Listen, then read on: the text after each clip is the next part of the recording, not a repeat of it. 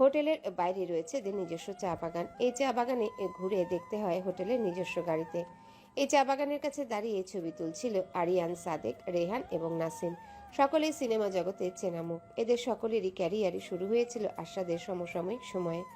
আরিয়ান এতদিন পর নিজের প্রিয় বন্ধুকে পেয়ে ছুটে এলো।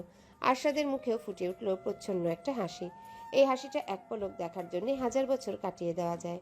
পুরনো বন্ধু, আড্ডা, এইসব যে আরশাদ একেবারেই পছন্দ করতো না, সেই আরশাদ আজ নিজে থেকে আড্ডায় যোগ দিচ্ছে। আরশাদ তাদের দিকে এগিয়ে যাওয়ার আগে অরার দিকে তাকিয়ে নিচু গলায় বলল, তুমি একা যেতে পারবে তো? অরা হাসি মুখে আশ্বাস দিয়ে বলল, পারবো। হোটেলের সামনে থেকে শুরু করে লবি পর্যন্ত সবখানে চলছে সাজসজ্জা। লবিতে পৌঁছাতেই অরার দেখা হয়ে গেল অভিনেত্রী শেহনাজের সঙ্গে। এই অভিনেত্রীকে সে সানরাইজ স্টার অ্যাওয়ার্ডে পারফর্ম করতে দেখেছিল। শেহনাজের সঙ্গে কতক্ষণ হাসি মুখে আলাপ করে লিফটের দিকে এগিয়ে যেতেই অরার সামনে পড়ল আরও কয়েকজন অভিনেত্রী। সকলের সঙ্গে হাসি মুখে কথা বলতে হলো, ছবি তুলতে হলো। সেলিব্রিটিদের সামনে কেমন জড়সড় হয়ে যায় ওরা, অদ্ভুত কাণ্ড। আরশাদের ম্যানেজার থাকার সময় তো কখনো এমনটা অনুভব হয়নি। হয়তো তখন সেলিব্রিটিরা তাকে দেখত আরশাদের ম্যানেজার হিসেবে, আর এখন দেখে তার স্ত্রী হিসেবে। এজন্যে অরার সাজগোজের জন্য বরাদ্দ করা রুমটায় গিয়ে জানতে পারলো মেকআপ আর্টিস্টরা লাঞ্চে গেছে। যারা আছে তারা হেয়ার স্টাইলিস্ট।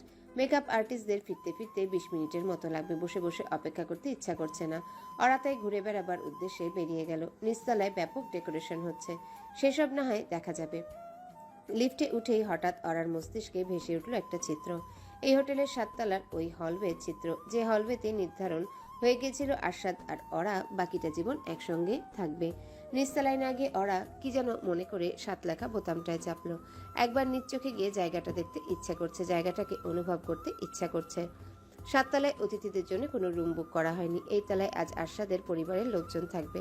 তারা কেউ এই মুহূর্তে কাজে ব্যস্ত, আর কেউ এখনো বাড়িতে, তাই এই তলাটা ফাঁকাই পড়ে আছে। 7 তলায় পৌঁছে রীতিমতো চমকে গেল ওরা। হলওয়ের অপর প্রান্তে দেয়ালে পিঠ ঠেকিয়ে দাঁড়িয়ে আছে আরশাদ, হাত দুটো ভাঁজ করে বুকের কাছে বাঁধা। অন্যমনস্ক থাকায় টের পায়নি ওরার উপস্থিতি।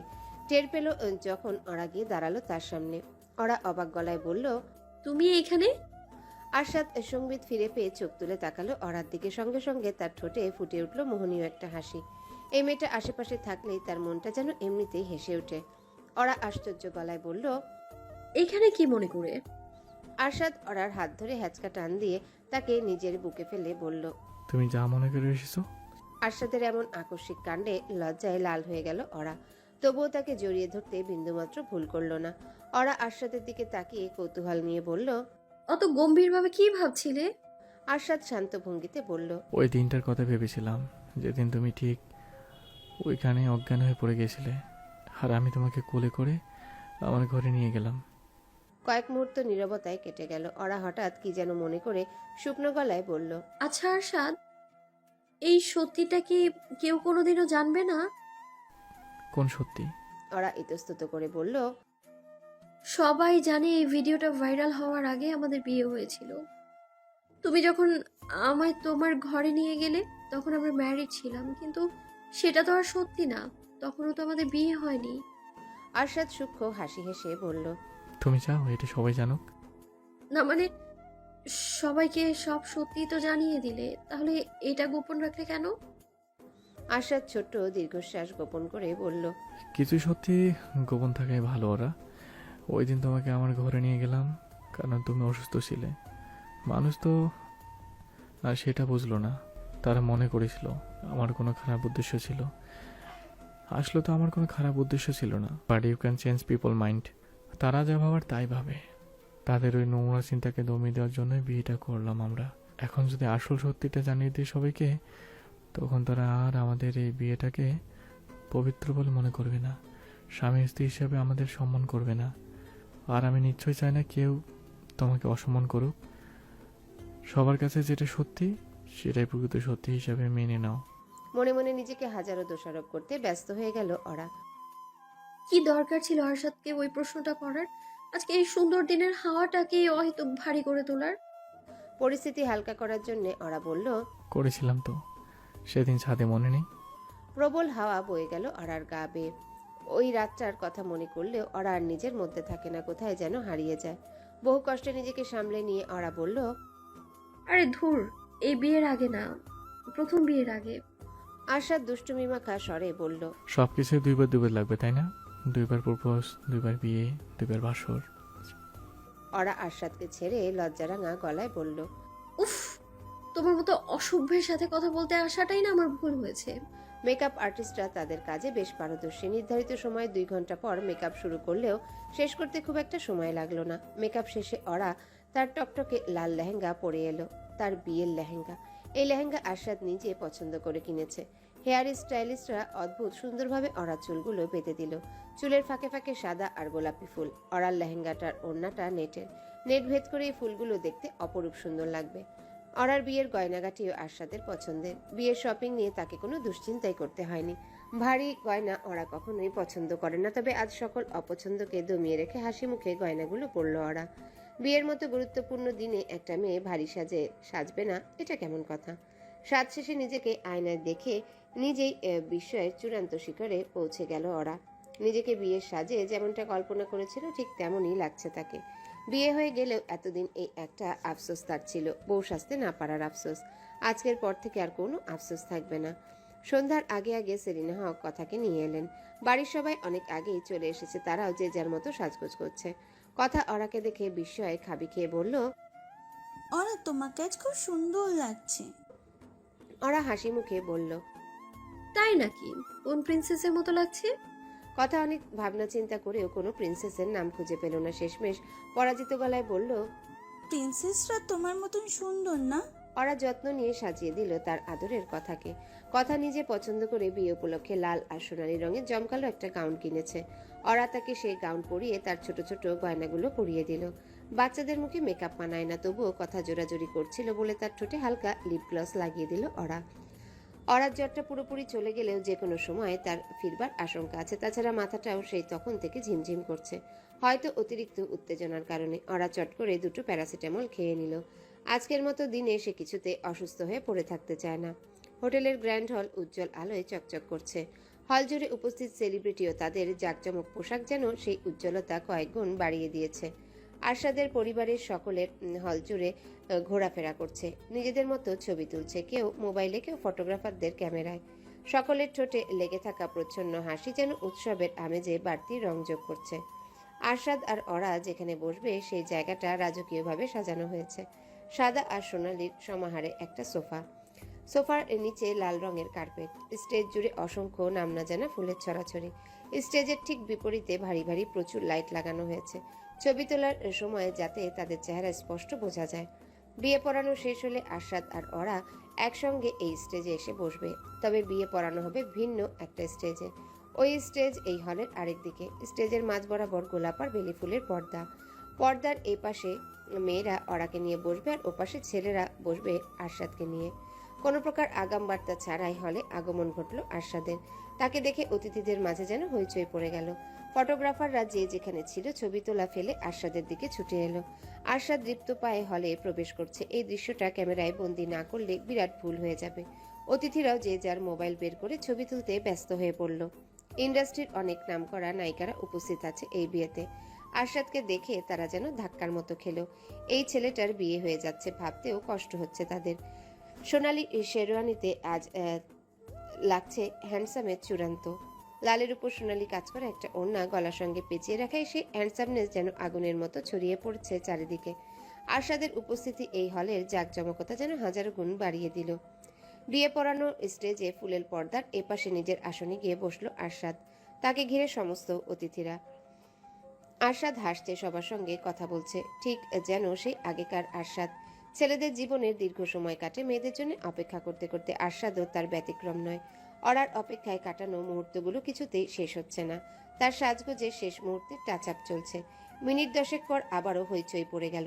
ছোট ছোট বাচ্চারা বউ এসেছে বলেই ছুটে গেল মূল দরজার দিকে। কথার হাত ধরে প্রবেশ করলো অরা।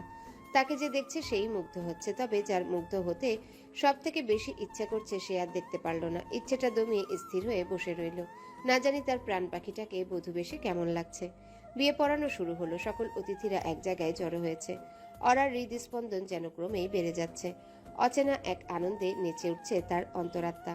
কেন এমন লাগছে? সে তো প্রথমবার বিয়ে করছে না। তাকে ঠিক এভাবে বিয়ে পড়ানো হয়েছিল। কই, তখন তো এমন অনুভব হয়নি। কাজী সাহেব যখন কবুল বলতে বললেন, হিম ভাইয়ের ন্যায় জমে গেল অরা। প্রত্যেকটা মেয়েই কি কবুল বলার আগে এমন অনুভব করে? গলা শুকিয়ে কাঠ হয়ে গেছে অরার। নিঃশ্বাস ভারী হয়ে এসেছে। কি অদ্ভুত ব্যাপার! কবুল শব্দটা সে আগেও তো বলেছে। অবশ্য সেই পরিস্থিতি আর আজকের পরিস্থিতি একেবারেই ভিন্ন। সাত পাঁচ চিন্তাগুলোকে মনের খাঁচায় বন্দি করে অরা কম্পিত স্বরে বলল, আলহামদুলিল্লাহ, কবুল। আরশাদ অবশ্য কবুল বলতে অরার মতো সময় অপচয় করল না। কাজী সাহেব বলার সঙ্গে সঙ্গে কবুল বলে ফেলল সে, যেন শব্দটা উচ্চারণ করেই ছুটে গিয়ে ট্রেন ধরতে হবে তাকে। বিয়ে শেষে ফুলের চাদরটা সরিয়ে ফেলা হলো। চাদর সরিয়ে ফেলার আগেই দিশা আর আসফিয়া অরার মুখটা চাদর দিয়ে ঢেকে ফেলেছিল। ফুলের চাদর সরে যেতেই তাই বিরক্তিতে গা জ্বলে গেল আরশাদের। এত প্রতীক্ষার পরেও ও বধূ বেশে দেখতে পারবে না নিজের বউকে। মেয়েরা অরাকে এনে বসালো আরশাদের পাশে। প্রতীক্ষার অবসান অবশেষে শেষ হতে যাচ্ছে। আরশাদের বুক ইতিমধ্যেই ধুকপুক করতে শুরু করেছে। দিশা একটা গোলাকার আয়না এনে অরার মুখের সামনে ধরল। সেই আয়নায় আরশাদ স্পষ্ট দেখতে পাচ্ছে অরার প্রতিচ্ছবি। কয়েক মুহূর্তের জন্য নির্বাক বনে গেল আরশাদ। নিজের উপর নিয়ন্ত্রণ আনতেও যেন কষ্ট হচ্ছে। অরাকে তো কতভাবেই দেখেছে সে, কখনো স্যুট শার্টে, কখনো সালোয়ার কামিজে, আবারও কখনো শাড়িতে। তবে আজ এই নববধূ রূপে তাকে সব থেকে সুন্দর লাগছে। এই সুন্দরের কোনো সংজ্ঞা নেই, একে ভাষায় প্রকাশ করা অসম্ভব। আয়নার প্রতিফলনের মাঝে হারিয়ে গেল আরশাদ। ওদিক থেকে দিশা কিছু একটা জিজ্ঞাসা করছে তাকে, সে বুঝতে পারছে, তবে প্রশ্নটা তার কর্ণকুহরে প্রবেশ করছে না। দিশা আরেকটু জোর দিয়ে বলল, এই ভাইয়া, আরশাদ সম্বিত ফিরে পেয়ে বলল, কি বলো। কি বললে? দিশা হাসি মুখে বলল। কি দেখা যায়? আরশাদ খানিকক্ষণ ভেবে প্রচ্ছন্ন একটা হাসি হেসে বলল, আমার বেস্ট ফ্রেন্ড। অরার গায়ের উপর থেকে চাদরটা সরিয়ে দেওয়া হলো। নিজ চোখে এবার আরশাদ দেখতে পাচ্ছে তাকে। অরা চোখ তুলে আরশাদের দিকে তাকালো। সঙ্গে সঙ্গে দুজনের ঠোঁটেই ফুটে উঠল মোহনীয় এই হাসি। আজকের এই দিনটার জন্য আরশাদ না জানি কতদিন ধরে অপেক্ষা করেছিল। তার একান্ত ব্যক্তিগত অরাকে আবারও নিজের করে নেওয়ার অপেক্ষায়। প্রথমবার বিয়েটা তারা করেছিল লুকিয়ে লুকিয়ে সকলের আড়ালে, আর আজ পুরো পৃথিবীর সামনে অরাকে নিজের করে নিল আরশাদ। মূল স্টেজে গিয়ে পাশাপাশি বসলো আরশাদ অরা। দুজনকে একসঙ্গে দারুণ মানিয়েছে। আগত অতিথিদের মাঝে প্রশংসার বন্যা বয়ে গেল। আরশাদ শক্ত করে অরার একটা হাত ধরে রেখেছে। হাজার লজ্জা সত্ত্বেও সে হাতটা ছাড়িয়ে নিল না অরা। ওই হাতটা ধরে থাকার চেয়ে প্রশান্তি এই পৃথিবীর কোনো কিছুতেই নেই। আরশাদ হঠাৎ নিচু গলায় বলল, আমাদের বাসর কোথায় হবে বলো তো? অরা অবাক গলায় বলল, তোমার মাথায় সারা দিন এই এক চিন্তাই ঘুরে না? হ্যাঁ, এখন গেস করো কোথায় বাসর হবে। কোথায়? আরশাদ খানিকটা রহস্যমুখা গলায় বলল, তুমি অজ্ঞান হয়ে যাওয়ার পর তোমাকে যে রুমটায় নিয়ে গেছিলাম সেখানে। অরা হকচকিয়ে গিয়ে বলল, তুমি কি পাগল? আরশাদ হালকা গলায় বলল, এর উত্তর তো তোমার জানা। এই ঘরটায় কেন? প্রথমবার বিয়ে হওয়ার পর ওই ঘরে আমাদের বাসর হয়নি। হতে পারতো, কিন্তু হয়নি। আজ হবে। লজ্জায় অন্যদিকে মুখ ফিরিয়ে নিল অরা। এই ছেলেটাকে নিয়ে আর পারা যায় না। বাসর ঘরে আরশাদের অপেক্ষা সময় পার করছে অরা। কতগুলো মানুষের সামনে তাকে বাসর ঘরে নিয়ে আসা হলো। লজ্জায় অরার মাথা কাটা যাচ্ছে। ঘটা করে বাসর ঘর সাজানোর কি দরকার ছিল? এবারেই তো তাদের প্রথম বিয়ে নাকি এটা? সব কুবুদ্ধি আরশাদের। এই ঘরটায় প্রবেশ করার পর থেকে কেমন স্মৃতিকাতর হয়ে পড়েছে অরা। 7-8 মাসে আগে আচমকা এক সকালে ঠিক এই ঘরে ঘুম ভাঙে তার। বিভ্রান্তি আর ভয় যেন জেকে ধরেছিল তাকে। কিছুতেই অরা বুঝতে পারছিল না কি করে তার স্যারের ঘরে এসে পৌঁছালো সে। সেদিনের অনুভূতির সাথে আজকের অনুভূতির কোনো মিল নেই। আজ অরার মনটা সেই শুরু থেকেই আকুলি বিকুলি করছে আরশাদকে দেখার জন্যে। দরজা খোলার আওয়াজ কানে আসতেই 7-5 ভাবনা থেকে বেরিয়ে এলো অরা। এতক্ষণ যাকে দেখার জন্য মনটা ছটফট করছিল, অবশেষে তারই আগমন ঘটল। অথচ চোখ তুলে তাকানোর সাহসটুকু করে উঠতে পারছে না অরা। ছোট ছোট পা ফেলে আরশাদ এসে বসলো অরার সামনে। তার দিকে নিজের মোহগ্রস্ত দৃষ্টিগুলো নিক্ষেপ করে রইল কিছুক্ষণ। হঠাৎ অরার একটা হাত নিজের হাতের মুঠোয় নিয়ে ঠোঁটের আলতো স্পর্শ ছোঁয়ালো তার হাতে। তড়িৎ গতিতে তরঙ্গ খেলে গেল অরার সমস্ত শরীরে। আরশাদের প্রতিটা স্পর্শই তার সাজানো গোছানো অন্তরাত্মাকে এলোমেলো করে দেয়। অরা কি যেন মনে করে অগ্রসর হলো আরশাদের পায়ের দিকে। আরশাদ ব্যস্ত ভঙ্গিমায় বলল, কি করছো? অরা ইতস্তত করে বলল, সালাম করবো তোমায়। সালাম করতে হবে না। অরা দৃঢ় ভঙ্গিতে বলল। করতে হবে, এটাই নিয়ম। আরশাদ কয়েক মুহূর্ত চুপ করে থেকে সূক্ষ্ম একটা হাসি হেসে বলল। তাহলে করো। আরশাদকে সালাম করে অরা বলল। জানো, আমি জীবনে প্রথম কাউকে সালাম করলাম। সত্যি? হুম। ছোটবেলায় কখনো কাউকে সালাম করতে চাইতাম না, কেউ তেমন জোরাজুরিও করেনি, আর বড় হয়ে সালাম করার মতো কাউকে পাইনি। সিলেটে আসার পর অবশ্য মাকে পেয়েছিলাম, কিন্তু সে তো সালাম করতেই দিল না, মাঝ পথেই আটকে দিল, জড়িয়ে ধরলো। অরা যখন কথাগুলো বলছিল আরশাদ নেশাগ্রস্তের মতো তাকিয়েছিল। ওই মুখটা, ওই কথা বলার ভঙ্গি, ওই হাসি তার কাছে নেশাদ্রব্য। আরশাদ মোহগ্রস্তের মতো বলল। আর একটু কথা বলো, আমি শুনতে থাকি। আরশাদের এমন কথায় অরা হুট করে লজ্জা পেয়ে দৃষ্টি সরিয়ে নিল।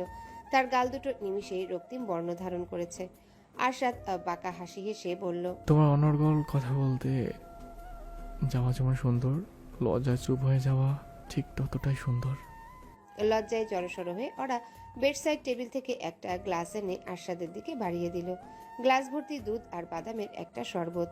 ওরা কম্পিত স্বরে বলল। এটা খাও। এটাও নিয়মের মধ্যে পড়ে। হুম।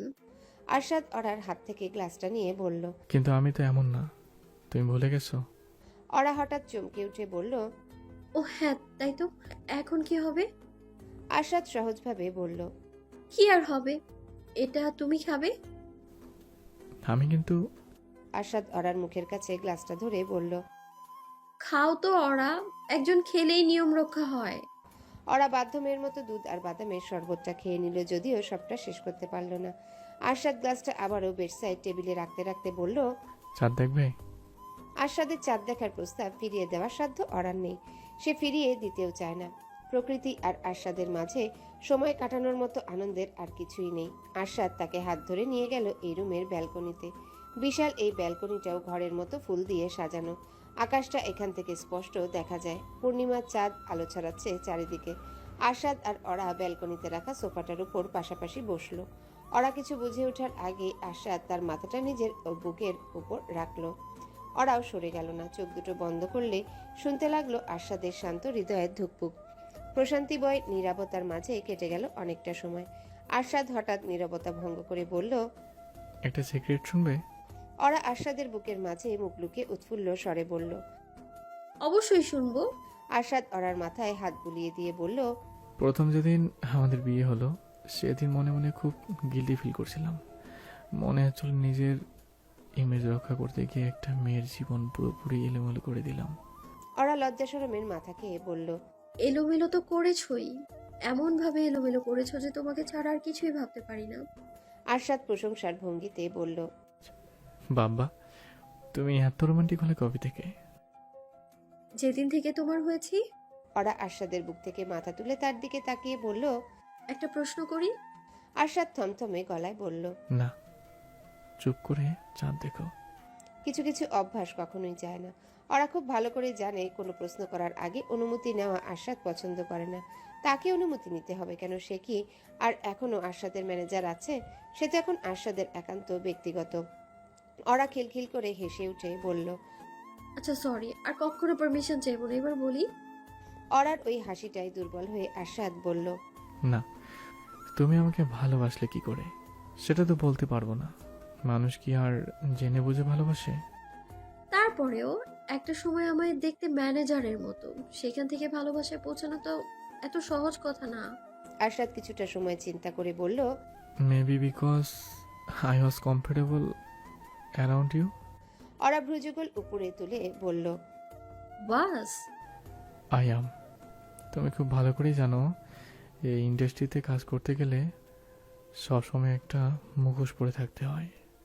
প্রতিটা কথা বলার সময় সতর্ক থাকতে হয়, কারণ আমার কথাগুলো ক্যামেরা রেকর্ড হচ্ছে। আমাকে এমনভাবে কথা বলতে হয় যাতে আমার কোনো কথা কেউ কোনো কষ্ট না পায়। এইভাবে কথা বলতে গিয়ে অনেক সময় প্রকৃত নিজেকেই আড়ালে লুকিয়ে ফেলে। যে একমাত্র তোমার কাছেই নিজেকে আড়ালে রাখতে হয় না। আমি যেমন তেমনভাবেই ধরা দিতে পারি তোমার সামনে। আমি জানি যাই হয়ে যাক না কেন তুমি আমাকে বুঝবে, সাপোর্ট করবে। এভাবেই ভালোবাসলে? না, মনের কথাগুলো শেয়ার করতে করতে আমার সব থেকে ভালো বন্ধু খুঁজে পাই, যে বন্ধুকে একটা সময় ভালোবেসে ফেলি। তুমি আমাকে কিভাবে ভালোবাসলে? নিজের করা প্রশ্ন নিজের কাছে ফিরে আসায় খুব একটা স্বস্তি পেল না ওরা, কারণ এর উত্তর তারও ঠিক জানা নেই। ওরা বিভ্রান্ত ভঙ্গিতে বলল, এটা তো বলতে পারছি না।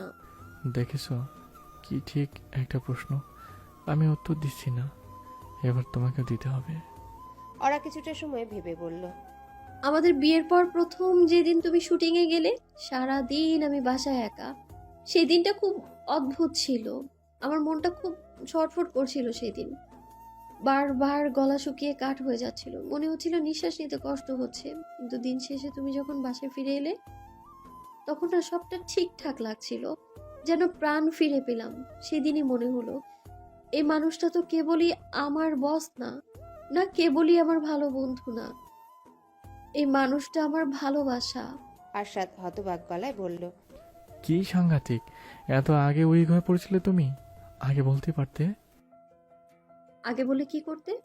আরশাদ দুষ্টুমিমাখা গলায় বলল, সেটা না হয় নাই বললাম। ওরা এমন কথায় লজ্জায় আচ্ছন্ন হয়ে রইল। ওরা হুম? আরশাদ মলিন কণ্ঠে বলল, যেভাবে আমার কেরিয়ারটা গুছিয়ে রাখতে ঠিক সেভাবেই আমার জীবনটাকে গুছিয়ে রাখবে তো? ওরা হাসি মুখে বলল, তাছাড়া আর কোনো উপায় আছে? আমার আজ পৃথিবীর সব থেকে নিজেকে লাকি মানুষ বলে মনে হচ্ছে, তোমাকে নিজের বউ দেখার সুযোগ পাচ্ছি। লাকি তো আমার নিজেকে মনে করার কথা। সুপারস্টার সাহেবকে দিন রাত যখন খুশি চোখের সামনে পাবো। আরে ধুর, কিসের সুপারস্টার! আচ্ছা বলো তো, কেমন লাগলো বিয়ের পুরো আয়োজনটা? ওরা মুগ্ধ গলায় বলল, অসম্ভব সুন্দর। জানো, আমি কখনো বিয়ে করতে চাইতাম না ঠিকই, কিন্তু আমার মাঝেও না ইচ্ছে হতো এরকম জমকালো একটা আয়োজনের মধ্যে দিয়ে আমার বিয়েটা হোক। গায়ে হলুদ হবে, হাতে মেহেদি পরবো, বউ সাজবো। প্রথমবার বিয়ের পর এই জন্যই মনটা একটু খারাপ ছিল আমার। এখন মন ভালো হয়েছে? অনেক থ্যাংক ইউ। অরার হঠাৎ কি যেন হলো, ঝড়ের গতিতে একটা চুমু খেয়ে ফেললো আরশাদের গালে। অরার এমন আকস্মিক কাণ্ডে হতবাক না হয়ে পারল না আরশাদ। বিয়ের পর থেকেই প্রতিবারই আরশাদ অরার কাছে যায়। অরা কখনো আগ বাড়িয়ে তার কাছে এসে এমন গভীরভাবে স্পর্শ করেনি। আজ আচমকা কি হলো মেয়েটার? আরশাদ হতবিহ্বল কণ্ঠে বলল, এই ওরা, তোমার হঠাৎ কি হলো বলো তো? আজ বাসরঘরে তোমার তো লজ্জায় মুই যাওয়ার কথা, সেখানে তুমি একটু পর রোমান্টিক হয়ে যাচ্ছ। সেখানে তুমি একটু পর পর রোমান্টিক হয়ে যাচ্ছ। অরা লজ্জা রাঙা কণ্ঠে বলল, রোমান্টিক কোথায় হলাম? এটা তো আমার অধিকার। আরশাদ দুষ্টুমির হাসি হেসে অন্যরকম গলায় বলল, তাহলে তো এখন আমার অধিকারগুলো নিজের করে নেওয়ার সময় এসেছে। তীক্ষ্ণ চোখে ফাইলটা পর্যবেক্ষণ করে যাচ্ছে অরা। যদিও সে বুঝতে পারছে এই ফাইলে কোনো কাজের কথা নেই। তার সামনে যে লোকটা বসে আছে তার নাম খায়রুল। খায়রুলের চোখে মুখে একরাশ আশা চকচক করছে। তার আশা এই ফাইলের সন্তুষ্টি প্রকাশ করবে অরা। খায়রুল ইন্ডাস্ট্রির জনপ্রিয় পরিচালক রিজওয়ান আহমেদের প্রধান সহকারী পরিচালক। যদিও সহকারী পরিচালকদের সঙ্গে অরা মিটিং করে না, তার মিটিং হয় সরাসরি পরিচালকের সঙ্গে। পরিচালক সাহেব পা ভেঙে বাড়িতে বসে আছেন বলে খায়রুলকে পাঠিয়েছেন। অরা ফাইলটা বন্ধ করে সরু গলায় বলল, এটা কি লিখেছেন খায়রুল ভাই? হসপিটালের সিট বানাতে 25 লাখ টাকা লাগবে। খায়রুল ইতস্তত করে বললেন, আর আসলে ম্যাডাম, অনেক বড় করে সেটটা তৈরি করা হবে। এন্ট্রি এক্সিটের সেটটাও তৈরি করব। তাছাড়াও 5-6টা আলাদা কেবিন লাগবে। সেই সঙ্গে ডাক্তারের চেম্বারেরও ব্যাপার আছে। বিরক্তিতে গা জ্বলে যাচ্ছে অরার। তাকে যখন কেউ অহেতুক বুঝ দেওয়ার চেষ্টা করে তখন ঠিক এমনটাই অনুভব হয়। কে ফিল্মসের ব্যানারে নির্মিত হতে যাচ্ছে আগুন নামের একটা সিনেমা। এই সিনেমার গুরুত্বপূর্ণ কতগুলো দৃশ্য রয়েছে হাসপাতালে। আসল হাসপাতালে শুটিং করা সম্ভব নয়। ওরা নিজেও চায় না রোগীদের অসুবিধা সৃষ্টি করে শুটিং করতে, সেজন্য সেট বানাতে নির্দেশ দিয়েছিল। তবে সেই সেটের যে এত ঝাঁজ এটা কে জানতো? ওরা স্পষ্ট গলায় বলল,